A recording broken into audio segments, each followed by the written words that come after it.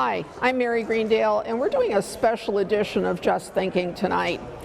The Board of Selectmen, the Select Board, has nominated 3 different people for a new award. The award is a Humanitarian Award to honor their services in providing help to others in need. So they've nominated 3 people. We're going to talk to those 3 people. We've enjoyed the reception, and now let's turn and meet Donna Kramer, Matt Putvinski, and Chris Chabot. I have to throw in the Chabot because there'll be many who don't know you by your married name. That's okay. So at any rate, so thank you. So how are you all doing? Great. You were all a little surprised. I heard that in your voices as you talked. So what was the reaction? Chris, what was your first reaction when, who called you? John? John called me. John Cronin, so Selectman Cronin. So my first thought was, and I asked him, I said, are you asking me to nominate somebody? I thought, because I know a lot of people in town. And he said, no, I'm talking about you. I nominated you. And I said, okay, so now what do I do? and he's like, well, we want to, recognize you and have you come to the town hall and have a little reception. Is that okay? I don't want to do it if you don't want to. I'm like, it's one of those things that you don't look for. You don't things that you do, you just do because you do them. I don't know. And it's embarrassing if you say no. I mean, what are you going to do? Say to John, nah. Well, I said that to you the other day on the bank, and so I said if I don't say yes, I look like a fool. So, yes. Thank you. Yeah. How about you, Donna? The same. Tina had called Jen because Tina knows how I am. And said, Jen, I know how your mom is. I don't want to blow her out of her socks. So I'm asking you, do you think it'll be okay if I call her and tell her? Jen said, Tina, knowing Mom, she'll say, thanks, but no thanks. It's okay. I don't need it. It's fine. You can give it to somebody else. Find somebody else. Yeah. So she called, and I said, well, I didn't know what to say. Honestly, Mary, I had no idea what to say. And so I said to her, thanks, but no thanks. It's okay. And she started to laugh. And she said, well, that's what Jen said you'd say. And then I said, but I can't say that. I said, because I'd be rude. I mean, it's an honor, and I'm humbled. So I said yes. And then then you called and said, we're going to do an interview afterwards. I can't say no, right? No. Yes, exactly. So here I sit. There you sit, and we're glad you are. Okay, and Matt, I'm going to assume, even though it was Mark that called you, right? Yes. Right, okay. So you thought he was looking for a nominee? Yeah, I literally called me, explained what their selectmen were doing, which I thought was really cool because there are, a number of citizens in Holliston that are doing a lot around here, but there are a ton of citizens out there that are helping, the great, outside of Holliston. So I just was thinking, all right, he's just looking for ideas, and maybe I knew some people who were involved, and then he laid it on me. And similarly, I was humbled and shocked and not looking for it because it is who we are. Like, right. You just do it because you think it's the right thing to do. Yep. So it's hard to explain why you even do it. I think that's a really good point, because I guess there's no point in asking you why you do it, because all of you just do it. And I happen to be lucky enough to know all of you. One of you since you were a kid. How could she look at you, Donna? But at any rate, so what is it about doing whatever it is, and we'll get into what your specific activities are, but what is it about the doing that reaps a reward for you personally? I think for me, I feel like I've been so blessed with family and work and just the ability to help that this is the time for me to give, so that if I need help or if my family needs help, then I know that there will be a community around here. So that's what's driven me per se, because I want to just have that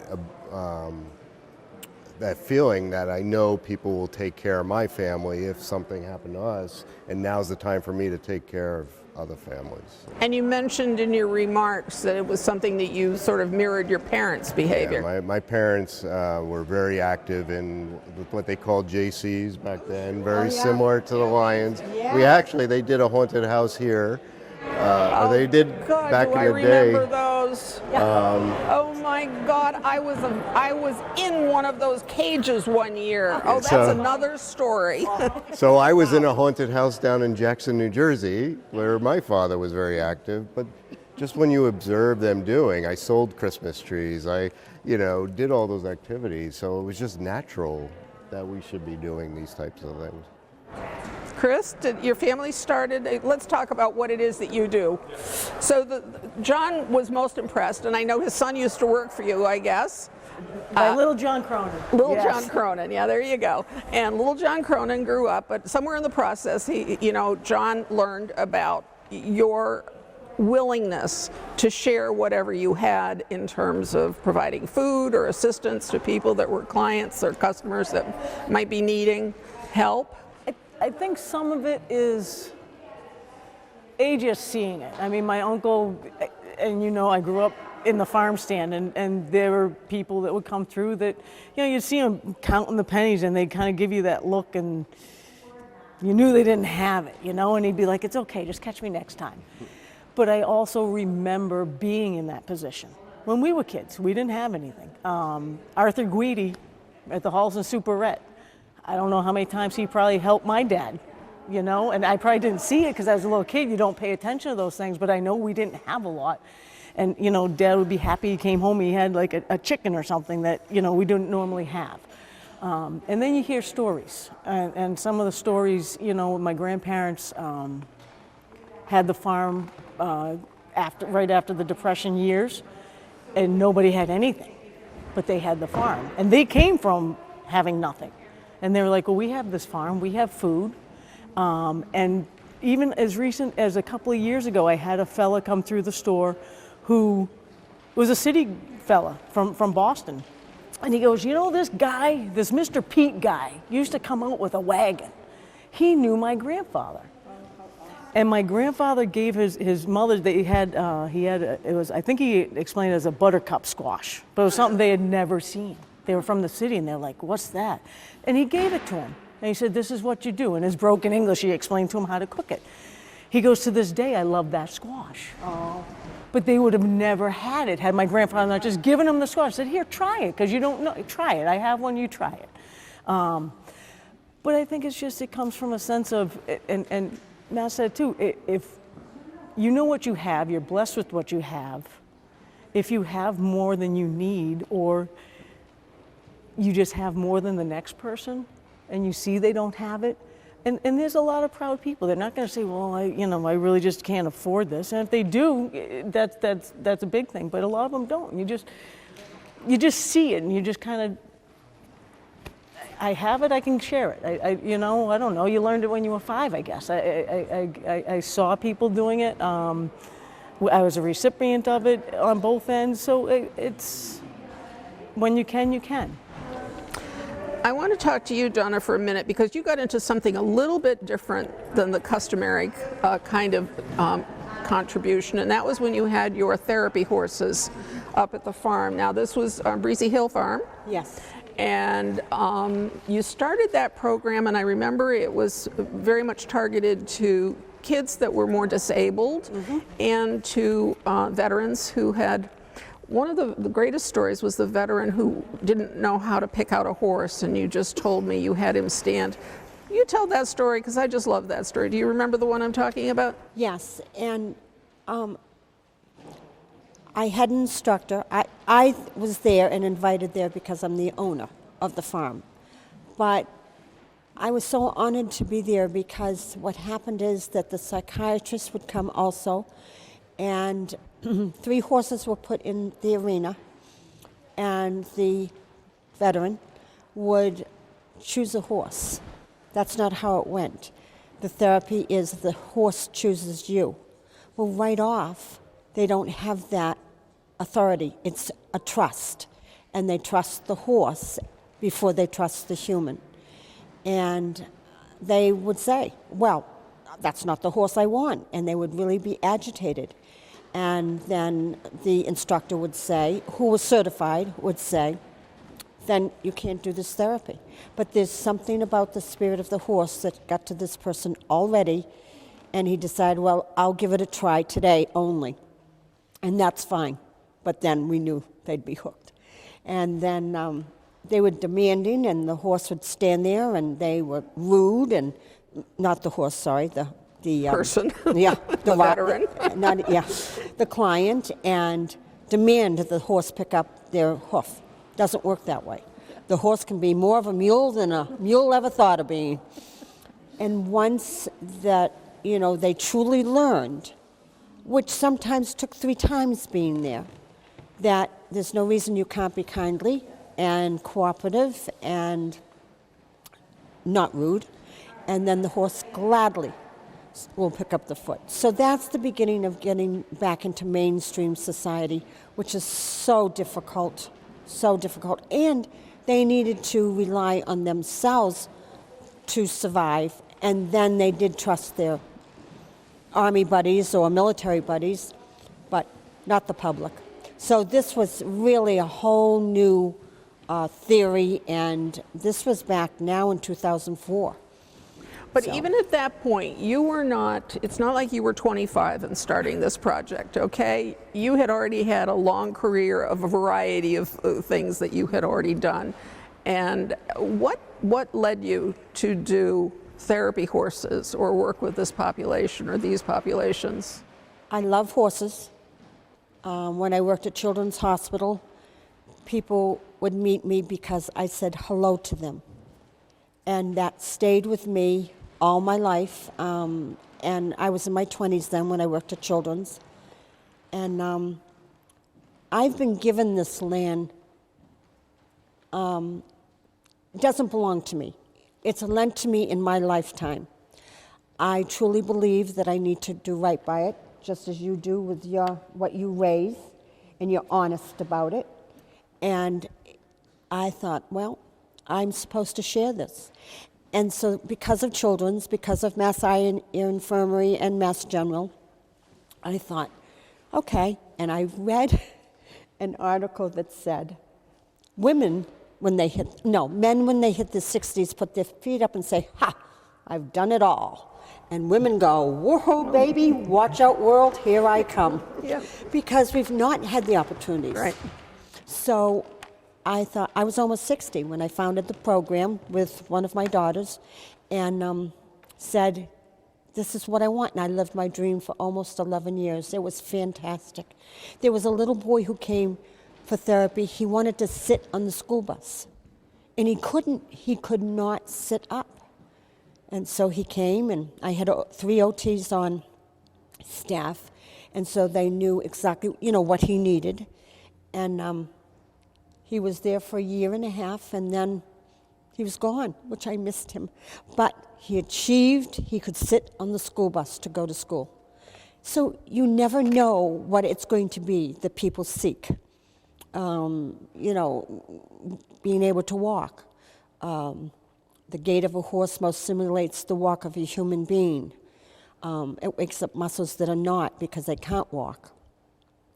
There's many facets, and so it keeps me interested and keeps me amazed by it. And even though I don't do it, I still, have the horses and now the veterans. And it's the rescue horses, and it's the veterans, and it's this. One helps the other. It makes all the difference in the world. Why I do it, I don't know. I just love it. It chose you. It chose you. It chose you. Well, yeah, I it do. chose you. It chose you. And I'm lucky, though. Yeah. Oh, yes, it did choose me. I agree with you. Yeah. The universe said, and the Lord said, you. Yep, exactly. Sometimes he had to go like this, right between the eyes, but it's amazing. No, I've always thought that was a brilliant, piece of work. A really brilliant piece of work. Well, there was nothing in the area. Rehoboth was the closest, and then Andover. And now there are several in the area. Yes. They're all over the place. That's right. But at any rate. Yeah. So, Matt, what would you say to you've been in a lot of organized groups that you've contributed to. Glad to hear you were with Mass Bay Red Cross. At one time I was the director for the Mass Bay Red Cross out here. But at any rate, how did you decide what you were going to do? What would you say to somebody? So how do you know what you want to do? Maybe we're not all so lucky as to be called upon, you know? So how did you start?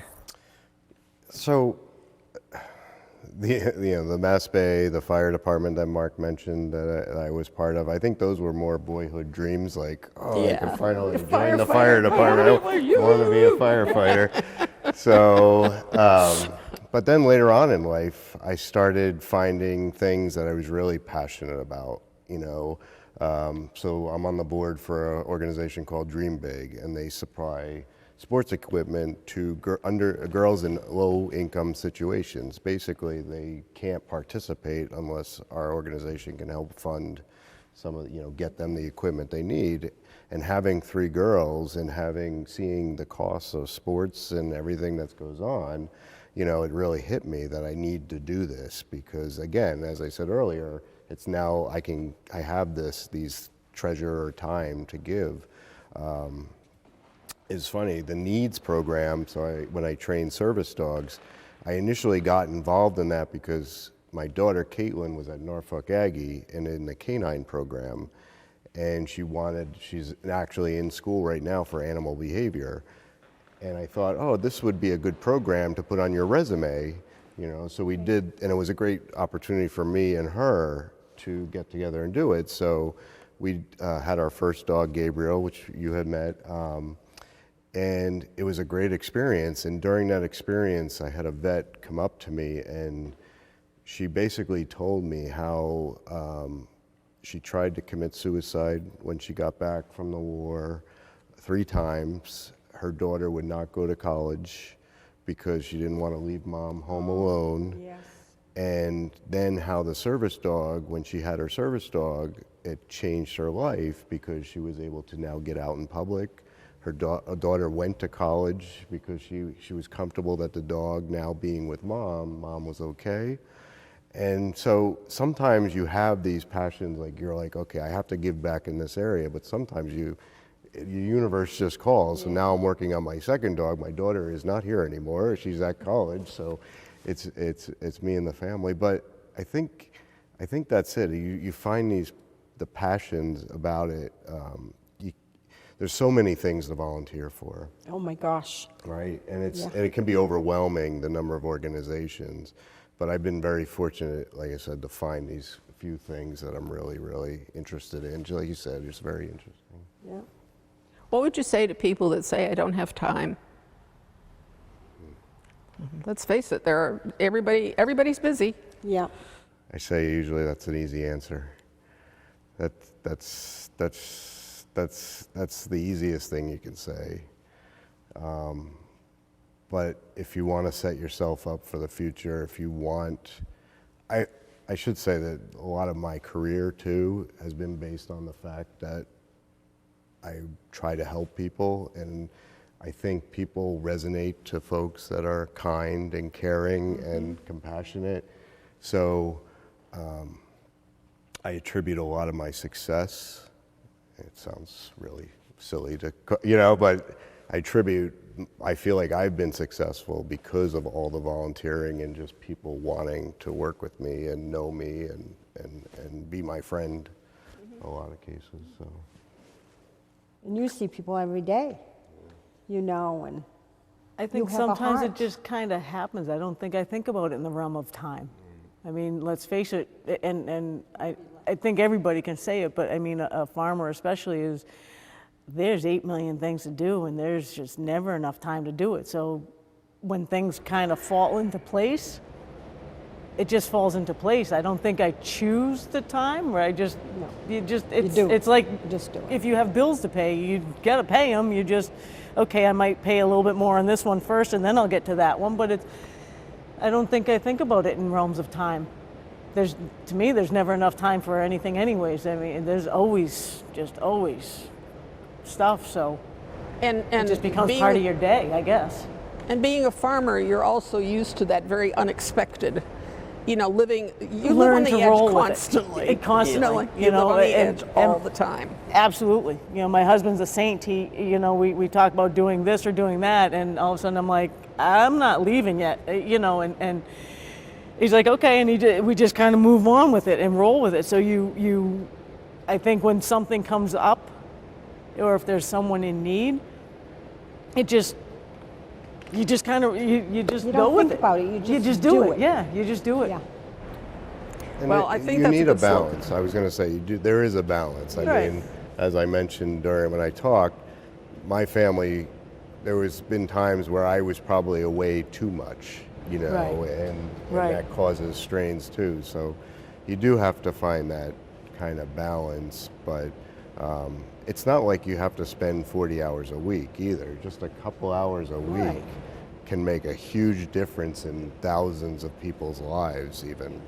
And like I said earlier, sometimes just getting a smile from someone at the end of a day or at the end of a half hour, or I mean, in some cases, I've been the only person they might see for a couple of days, and then they want to talk for 3 hours, and they realize you're busy too, and you know, but just to give them that smile, it's all worth it. It's all worth That's it. I part think. of you, both of you. It's hard to explain to people because it's a part of you. That's who you are, you know, and you don't think about it No. when you do it. So, yeah. Well, I do think that there is something about doing good for others that, you know, back when I was little, that was drilled into your head in school and in church and so forth. I think as those institutions have fractured and as we've all become, or so many have become very cynical and everything, I think some of that has slid off the plate. But I hope that people watching this show or meeting you people would be enough to inspire them to go out and do something. You know, it's an anything you can do. I know when I first started volunteering, and I spend a lot of my time volunteering around town government, but the first time it was because I discovered I got something out of it. It was like, wow, I learned something I would never, Right. ever have learned in my life. Right. Okay, and as it was the zoning bylaws. Why, God? You're right. Yeah. You know, really? But you have no idea. In fact, tonight I have a meeting, and you know what we're talking about? The zoning bylaws. Wow. So it's like you just sort of fall into the opportunity. But volunteering is a great way, especially it was my case, for women who are at home with young kids, and they're turning into babbling idiots because they need an adult to talk to. Mm-hmm. You can strengthen your skills in a variety of ways by volunteering. So there are all kinds of possibilities out there. And you really. like to learn. Absolutely. Yes. You know, it's just You know, that's always, I think. curiosity Yes. about, well, why is that like that? Yeah. So thank you to all of you. Do you have any parting comments that you would like to make before I end this little Oh, I interview? had one in my head, but I don't remember what it is now. I may, you know, before we end. Spit it out. Yeah. And then again, I may not. Anything No, there? I like to believe that what I'm doing will resonate down to my girls, and them seeing Karen and I active in the community and doing so much, that they feel that as well, and they're doing it now and as they grow. So that's another benefit out of it, is that, you know, the children really Teach them that can, there's joy in it. Yes. Yep. Yep.